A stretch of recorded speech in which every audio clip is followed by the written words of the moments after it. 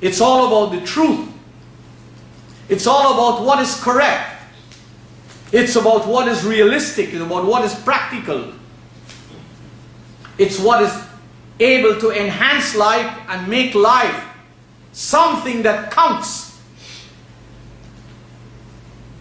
Let us don't be the foolish ones who challenge this guidance, because it is your choice to challenge. It is my choice to challenge. But anytime you challenge somebody, you must have the capability of delivering what is better. And who would, in his senses or her senses, challenge divine loftiness? So when the Qur'an says, if you have any doubt as to what we have revealed to the Prophet, it says, bring forward something of substance.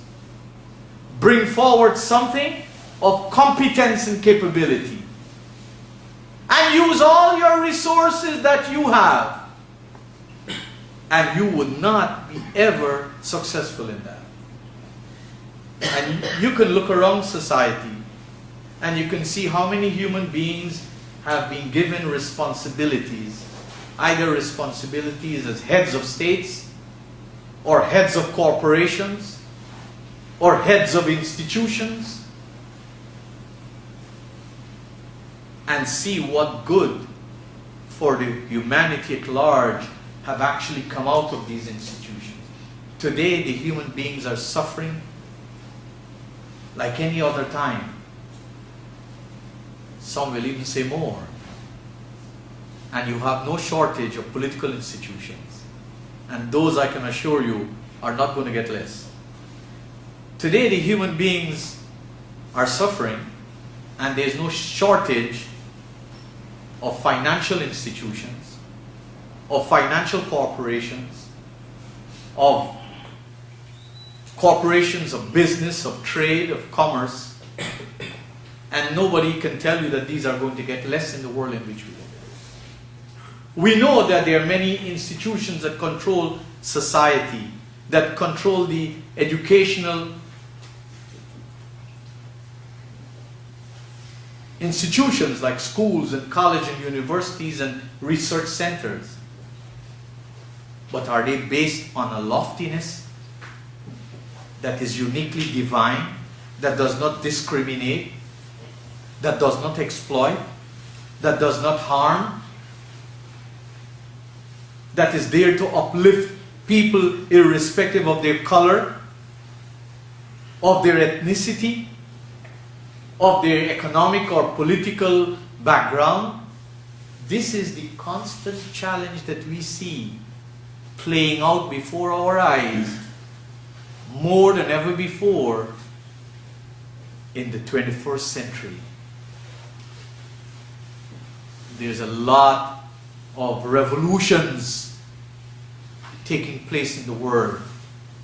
Lots of changes, lots of upheavals, lots of disturbances, lots of lessons for all of us to learn. And I hope that the lesson that we can learn from this is, let us not delay tagging along with any other system other than that divine system where we all have a place, we all have a position, we all have a responsibility, and we are all in a position to benefit and to rise and grow. I leave this with myself and with you for review, for reflection, for consideration, knowing that unless we hold on to divine guidance and hold on to it with all our heart and everything that we have, there's every possibility for us to hold on to other than guidance. Let us give ourselves some time, but let us not take too much time, because people who have postponed the inevitable, over a time they either become forgetful, or they become too preoccupied, or they become hard or hardened over time. And you will see that in life, I too have learned that it's important to do the things that need to be done, to do them as early as possible. Because the best intention, by postponing the rightful things, we'll find sometimes we either forget or other things come in their place. So I leave this with myself and you, and with the whole suggestion, as we are always told, فَاسْتَغْفِرُوهُ. And by that I do not mean seek the forgiveness of Allah. I mean more than that. I mean protect your lives with the guidance of Allah. فَاسْتَغْفِرُوهُ means protect your lives with the guidance of Allah. إِنَّهُ هُوَ الْغَفُورُ الرَّحِيمُ. He's the source of all protection. And He's the source of all love, of all care, of all kindness, and all mercy.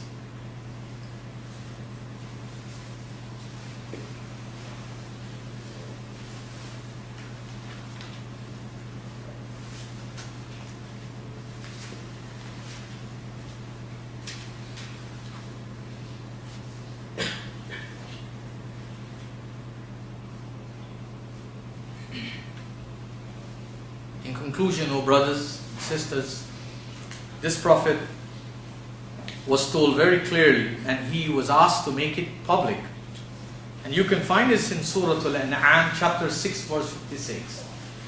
And these are the words of the revelation that he was compelled to make clear to the people. قُلْ, say to them, إِنِّي نُهِيتُ أَنْ أَعْبُدَ الَّذِينَ تَدْعُونَ مِن دُونِ اللَّهِ قُلْ لَا أَتَّبِعُ أَهْوَاءَكُمْ قَدْ ضَلَلْتُ إِذًا وَمَا أَنَا مِنَ الْمُهْتَدِينَ. He said, I have been forbidden from obeying those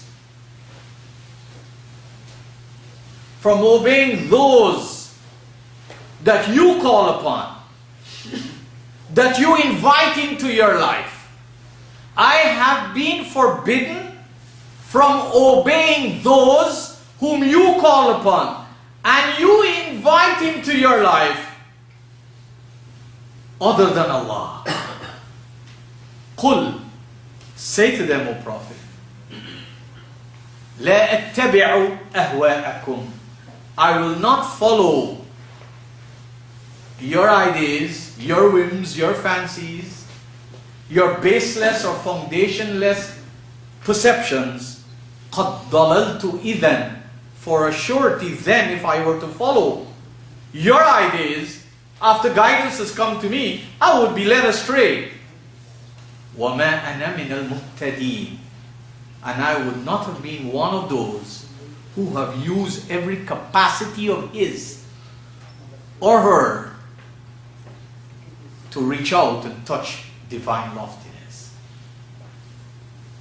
I leave this with myself and you to let you understand that this Prophet was not left by Allah to follow his opinions, was not left by Allah to follow the opinions of the peoples of his time, that they too had opinions, was not left to follow the cultures and traditions of his time,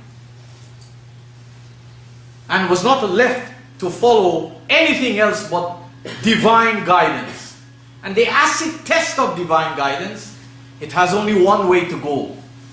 It takes life from an earthly level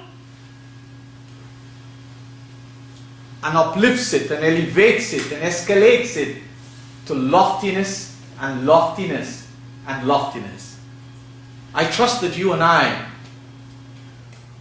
are pursuing such an understanding, are searching in our lives for the truth, are re-examining everything we hear, that we hear here or we hear elsewhere, to establish what's the truth.